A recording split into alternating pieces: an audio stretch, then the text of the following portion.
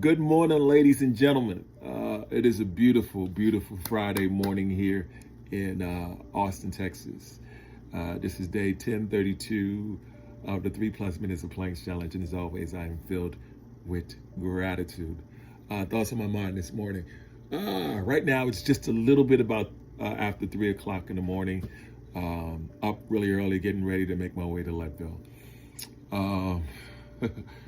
I had a lot of amazing things happen to me yesterday, and the truth of the matter is so much so that I don't even have enough.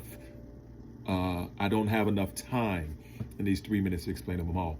But I will tell you the best version of it all. A couple of days ago, Tuesday, 3 days ago, I went to go skydiving. I just had this intuition to do it on Monday, on Sunday. Signed up for it Monday and went out and did it Tuesday. Didn't tell too many people about it, especially didn't tell my immediate family about it.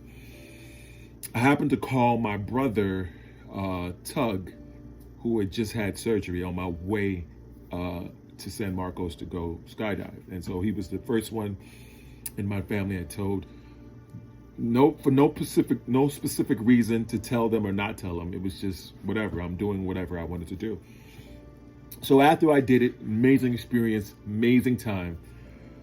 And I shared it. But then I personally shared it with my mom and my stepfather. My mom lives here in the U.S. in Houston. My stepfather lives in Sierra Leone in West Africa. And I don't know what made me decide to just send it to them in those specific moments, but there was this moment I was like, okay, let me just send it to them. My mom told me this was crazy, but she's glad that I enjoyed it. But the response that surprised me the most was my stepfather,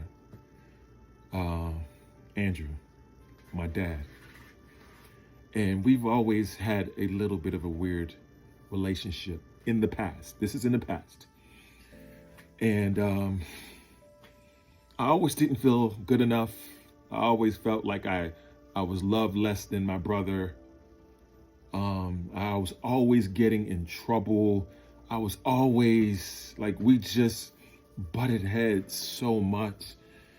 And so it was a significant thing in my life.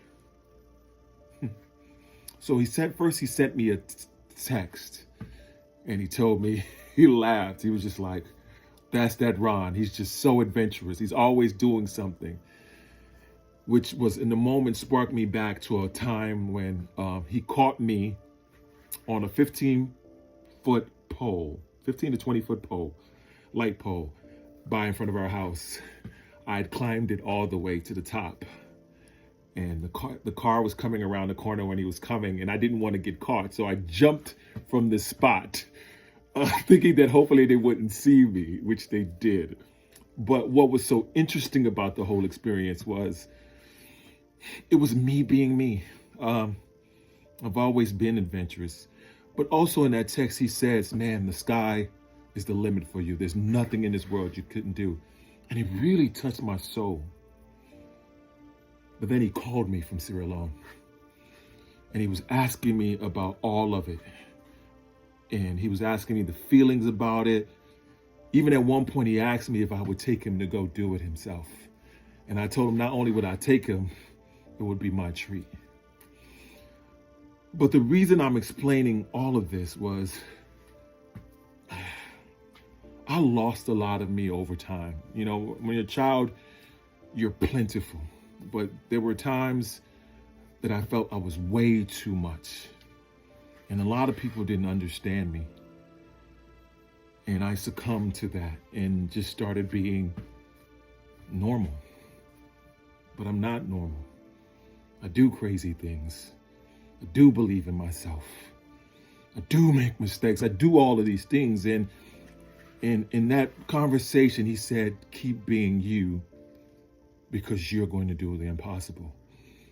And I nearly cried, and it was powerful. And I just wanted to share that.